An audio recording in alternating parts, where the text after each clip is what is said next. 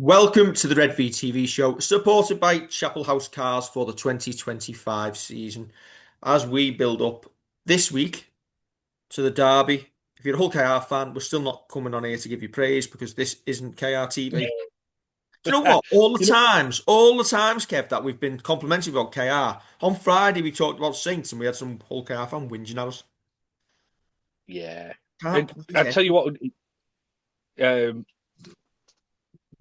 Whitehouse and Mortimer, we got called. I'll take that. Take that. You catch whoppers too. To be honest, in the comments, to be fair, there were quite a few Hull KR fans who said that they like listening to us. One said it's two parties and to subscribe. Just click the button. Just click it. But yeah, some good comments on there. To be fair,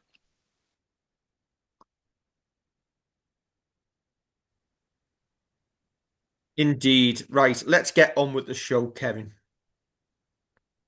If I can share my screen. No fancy pun this week because I'm looking forward to this like a trip to the dentist. Which yeah. consequently, which funnily enough is about 4 hours before kickoff. So let's hope we can talk Co- in time. Coincidentally, I think is what you're after. That's the word, Uh, Kevin. yeah, it's yeah, you've got the dentist, haven't you? I'll be going for medicinal relief, I think. Yes, I think you need it. Right. Mm. Uh, Starts off. Happenings at the stadium. If you want to find out who Paul Sirenen's favourite son is, 17th of September, 7 p.m. £15 a ticket. Chance to see a legend, and the money is going towards the Academy Tour, I believe, Kevin. It is, yes, yeah. Promises to be a good night, especially with the Ashes on the horizon, and Aussie legend in Paul Siren. And what a question that'd be to ask him as well. Who's your favourite son? Is there anyone else? Is Wow. it just Curtis and Bailey? Has he got any other sons? I don't know. You know what? I was just going to start googling to see if he's got any more kids who might not have followed in the footsteps. But yeah, you can just ask who's your favourite out of Curtis and Bailey if you want to. That will be neither. Right, there you go. You get tickets from eticketing.co.uk/Saints RLFC for that one. Next up, Kevin, Saints women partnering with the Redcliffe Dolphins. Two young Saints will travel down to Australia in November to spend nearly 6 months um, living, playing, training over there. And in return, a couple of Redcliffe players are going to come over to St Helens. The poor You know sods. what? I think that's a wonderful initiative. I think it's great to give them the life experience of going over there, especially with the game in its infancy over here. They can go take in as much information, culture that they want to, and come back.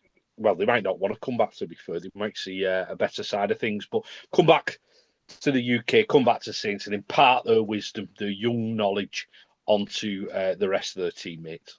Yes, Caitlin Mailer and Mia Drescher will be the first two Saints on the picture there going over.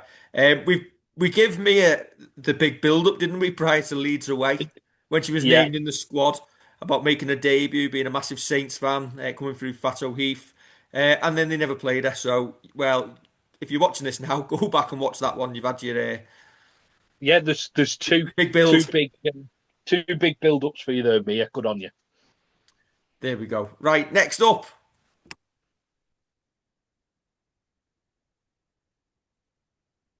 Have you froze again? No. Oh, Yeah, 100. it's a raffle. Yeah, I'll just keep moving throughout it if you want. Go Uh, that's what you will be dancing like if you win this shirt on Friday evening, Kevin. on. Yeah, and it's one of my favourite shirts, isn't it? Signed by a load of Saints legends, the heritage shirt, which was used in a couple of games a couple of years back. Um, that is a fantastic prize, I think. Um, and yeah, get down there early, get your tickets.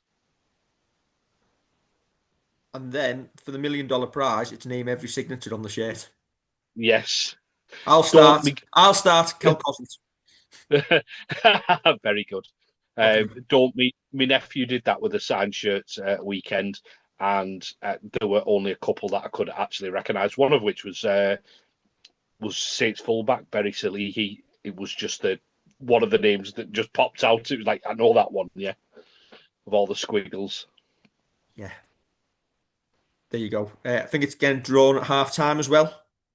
Yep, Sellers round the ground, find them, hand over your contactless card, get yourself a raffle ticket. correct. On the big news this week, do you like me alliteration there, Kevin? I do, yes. TET. Tee Ritson, on the expiration of his St. Helens contract, will make the move permanently back to Barrow next year. Um, as you suggested on social media, Kevin, the minute it was announced, um, Tee Ritson is suddenly the player who's not had an opportunity at Saints. I think the truth of the matter is when he did get a chance, he didn't take it. And the one player that I will kind of refer to here is Owen Dagnall. You see someone who's come into the team, made things happen, 8 tries in 12 appearances, and just looks like he's yeah, he's raw, but he wants to make things happen. He goes hunting for opportunity, and unfortunately, it just didn't work for T. Got a couple of responses to that as well, with people saying that I don't think many people would have shone in that team. Listen, it's a fair enough opinion to have, but when you can't dislodge a fullback playing out on the wing, and you kind of just get caught out that little bit in defence as well, I think the writing was on the wall, especially this season when he went back to Barrow. We wanted T to do well, but I feel like there was a lot of pressure from fans on this one, more so than a lot of our signings. That he was so quick on the highlights reels, Against but part-time plumbers. but it's tough to then bring it to Super League again, as someone rightly pointed out, when you've not come through an academy system and not kind of learn where you should be in a system at a particular time. I hope he's had the time of his life at Saints, especially going over to Australia, scoring a try over in Australia. Absolutely wonderful for the lad, and I just think it was one of those inevitable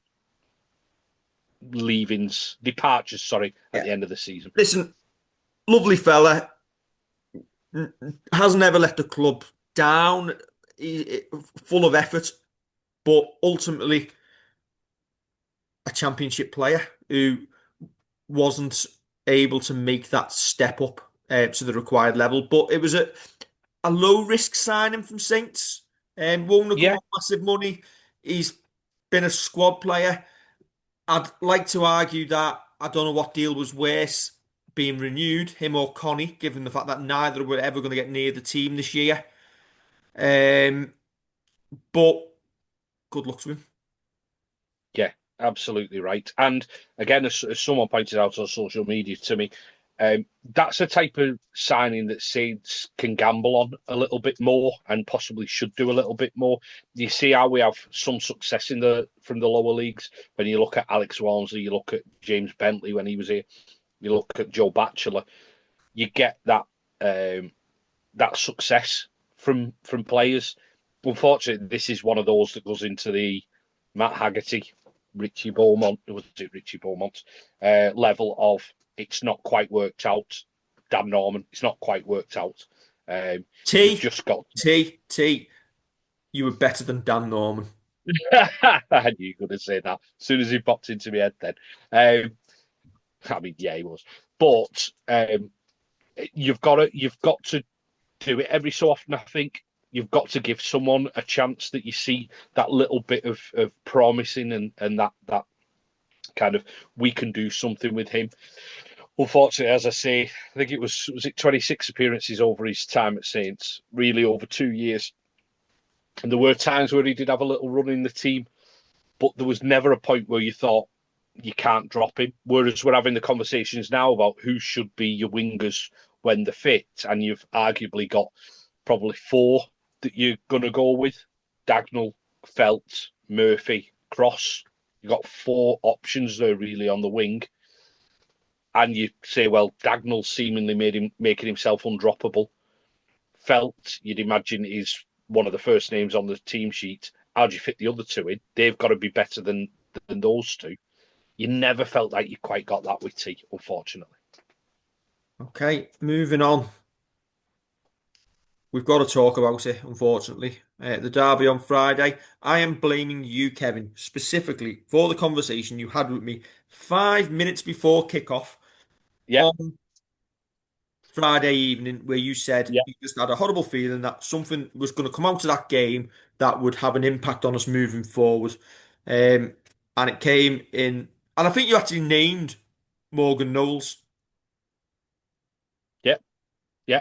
So I am blaming you for being Nostradamus and Morgan Knowles failing at HIA and missing out this week.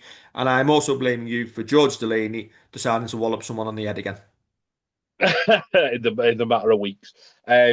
Yeah, I'd forgotten all about it when we did Insta fan reaction, mainly because of the frustration of watching the 80 minutes that we'd watched.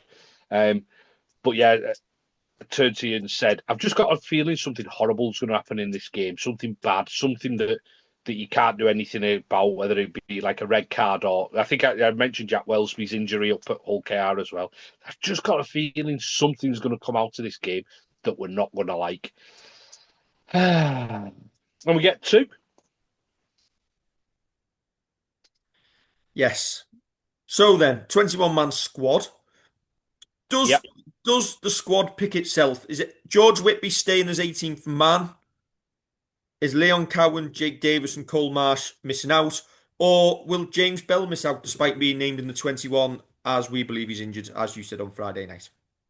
Well, he had got told he'd hurt his foot again. Paul Wellens has mentioned him a couple of times in presses, and you see like the interviews going around. He's mentioned him a couple of times. If James Bell still isn't fit enough, you'd imagine Leon Cowan's the next cab off the rank there. While he's been on the bench once this season, got 80 seconds or whatever it was. Um, I'd Maybe imagine that's that what we Wello means about being creative with our subs this week. Might give Leon 5 minutes. possibly so, yeah. But I think if Bell's fit and fit enough to do even 40 minutes, he's in your 17, 100%. Two questions. Yep. One, where should Jack Wellesby play this week and where should Tristan Saylor play? And the second one is, where will they play? Um, where will they play? Don't know. I don't know. I don't know to either. Where I would have had Tristan at fullback as is. I would have had him. I said that after Hull KR. I would have had him at fullback, and you've got to find your way in. I know Jack Wellesby is a different player to just dropping. I don't know, like a second rower. Like no offense to picks up Joe Batchelor, Matt Whitley on there that you can fit other players in. If one of them's injured, you can put somebody else in there. Jack Wellesby is a level above that, but I'd have had Tristan in there. I do worry about putting Tristan back at fullback just for the fact that he's not played there for a couple of weeks now, and you've lost that rhythm, you've lost that momentum of him playing there. But that's where I probably would have him, and I'd have Jack either in the halves or coming off the bench. Where will they play? I don't know, because the 13 issue is our issue this week. Because yeah, we've got James Bell, who has hardly played any first team rugby for us, so he's not going to be doing an 80-minute stint. You wouldn't have thought. You've got Joe Batchelor, who is himself coming back from injury, who did a job in the middle last week, but may well be needed as another prop option.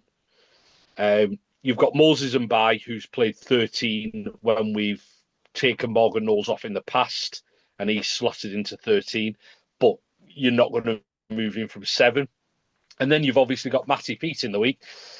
Mentioning Jack Wellsby at 13. Take your pick. I'd like to What would see. you do? Well, I want Sailor at fullback. Um, if everyone's fit, you could argue that it should be either Lomax or Wellsby in the halves alongside him by at the minute. But given Morgan Knowles is missing out, I would play Jack Wellsby there and get them all in At the team 13. at 13 and get them all in the team.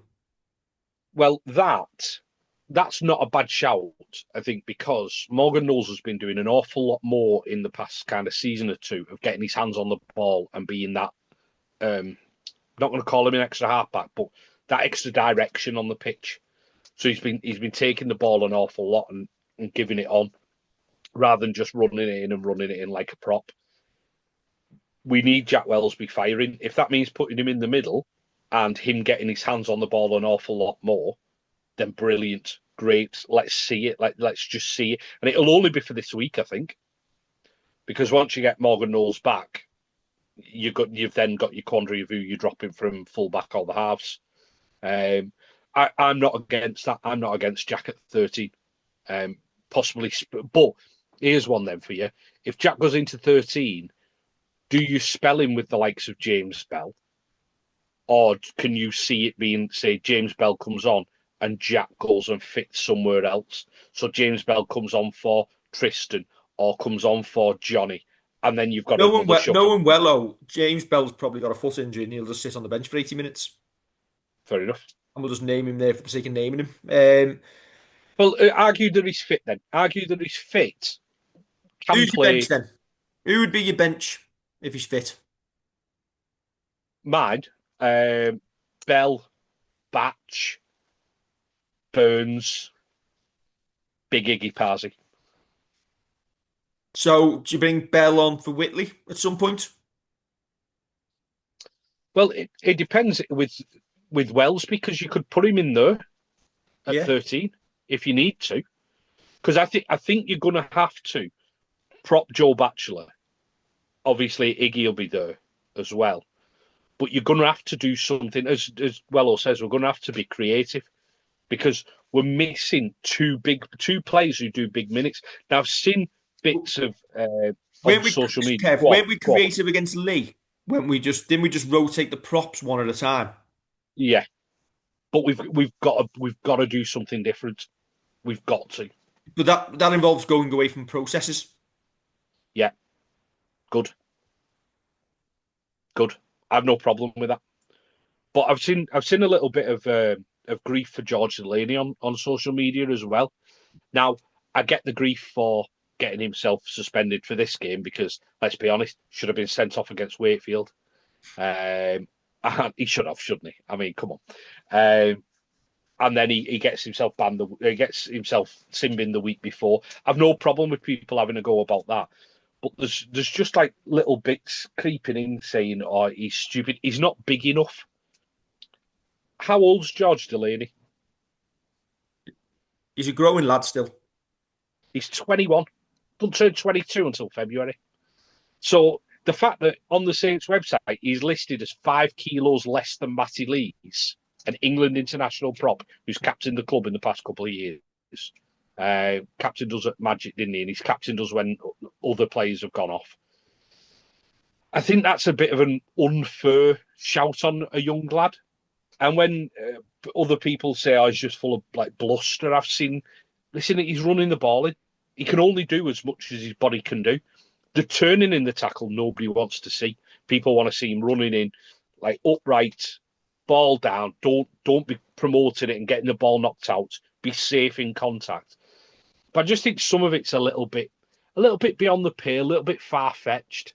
You can say that, you know what, when he came on the scene and he absolutely fired out of a cannon, has that stopped?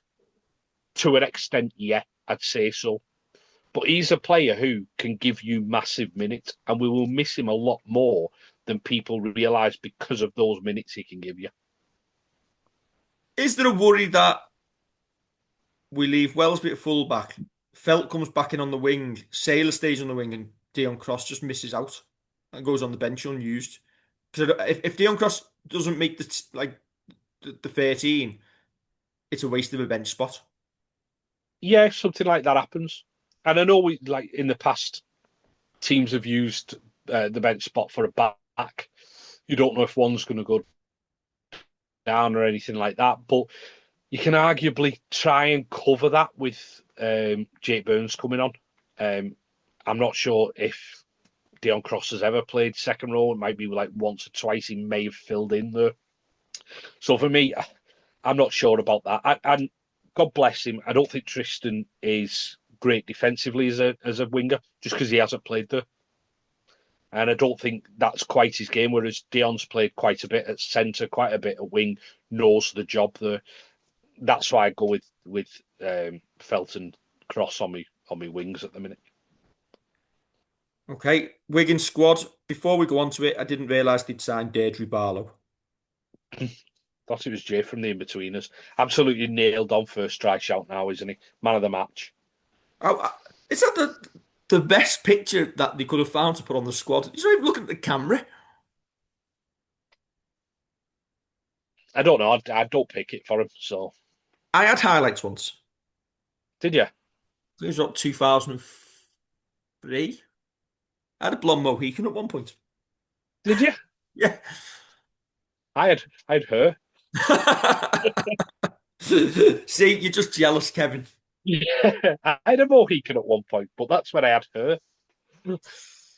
Oh dear. Uh, but yeah, I know it's absolute shockers. Anyway, that man Ethan Havard comes back in. Luke Thompson comes back, of course he does, and Abbas Miski. So McDermott, Makin, and Mago all drop out. So arguably, the 21 is strengthened with the three that they brought back in. In reality, they're a one-man team. Bevan French plays I Wigan. wondered if you were going to say that. Wigan can win it when Bevan French isn't in the team. Wigan are awful. Is he just the talisman? Um, he is the talisman for him. I think he is everything that makes him tick. I think you've seen the upturn in fortune since he's come back in. It possibly just was they were going through a slump anyway, just not quite hitting where they should be. But yeah, I've said it in the past. I'll keep on saying it. I think he's that unpredictable. Sometimes he doesn't know what he's doing, and he can create something because he literally plays what's in front of him, and will take a chance. And when they come off the highlight reel stuff, aren't they? I don't really want to talk about them much more. You confident?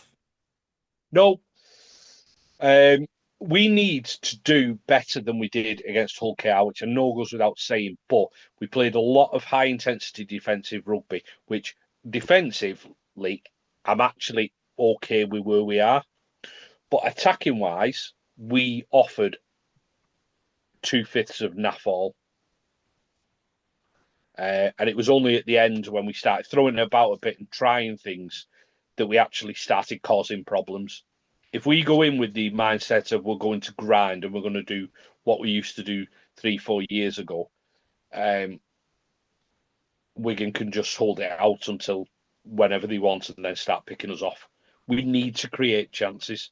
And I don't mind if we create a good number of chances and haven't quite got the skill set to finish them, fair enough.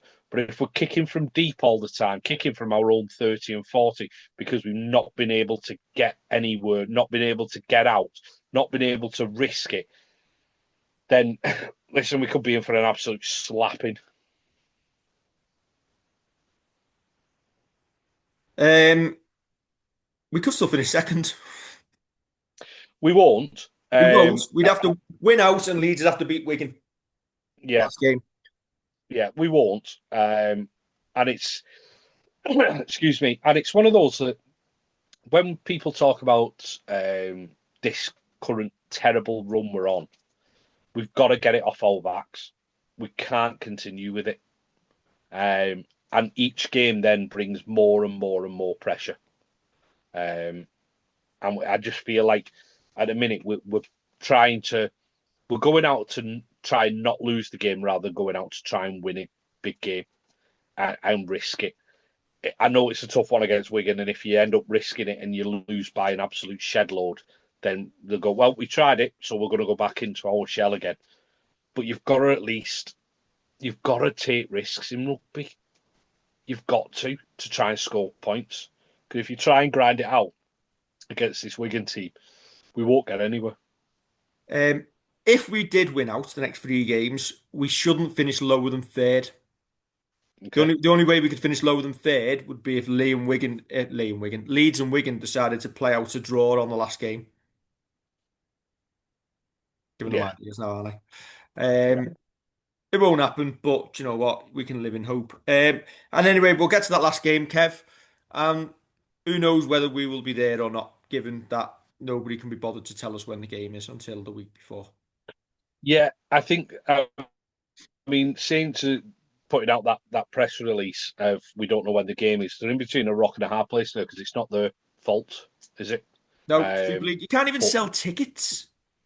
yeah, because you don't know when it is, and it's all very well saying, "Oh, you will be able to, if you're a member, you'll get access to it no matter when it is." Brilliant. But what if they make it Saturday at 3 o'clock? People can't make it. What if they decide, oh yeah, you know what, we're going to put it on Sunday? Well, I've already got plans on Sunday because we usually play on a Friday night. It. I get why they're doing it because they want the big games on telly, but can you not just say it's going to be Wigan Leeds? Yeah, It's not difficult, is it? I'm just trying to look at the fixtures for the last games now. Warrington, Lee. Oh, no, hang on, that's not this week. Last game, Ulker Warrington. Well, you could say when that's going to be now because Ulker are already going to finish top, and Warrington's Yeah, season finished about 3 weeks ago or 6 weeks ago. Um, yeah. does Saint Cass really need to be on? No, Lee no. Huddersfield, does that need to Cast be on? second bottom. Salford Wakefield, does that need to be on? No, Hull FC Catalan, does that need to be on? I know that you can argue, no. oh, they'll kick off at the same time. No one cares. To decide whether you finish third or fourth, no one really cares. The sooner this season ends, the better. Correct, correct. It's just. When do you want the season to end, Kevin? Do you want it to end week one of the playoffs, the semi-final, or in a grand final loss? About 5 to 8 on Friday. Well, we're selling this game, aren't we? So I can go and get some chips and go home. I don't think we're going to be head of the season ticket renewal campaign.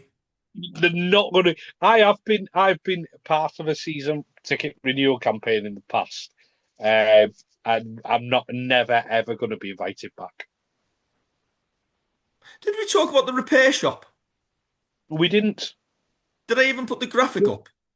No, Why?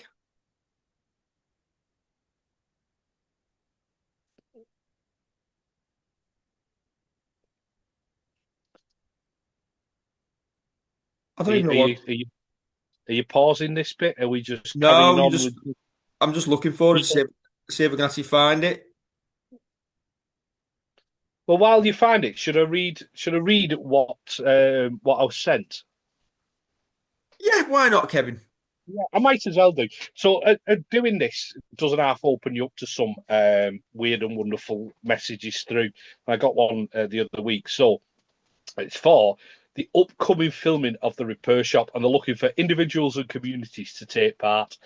This award-winning BBC One programme features a team of Britain's most skilled start that again. BBC's One programme features a team of Britain's most skilled craftspeople who restore items that their owners fear may be beyond saving. They love to tell stories about local history. This could be to do with rugby league, the glass industry, mining, or something more obscure like local nightlife and music. Your item doesn't have to be antique or expensive, just something special to you with a heartfelt story. If you, a friend or family member have a treasured item that's seen better days, and you think our experts can help, they would love to hear from you. We will put that. I'm going to put my knee in there. I think. I was going to send our first team squad. Yeah. So you can apply online. The details are there. You can apply online for it. And also we'll put on social media the full blurb. The one thing that they are looking for is specifically a St. Helens story, ideally rugby. It, when I was contacted by the I'm going to call her a producer on there.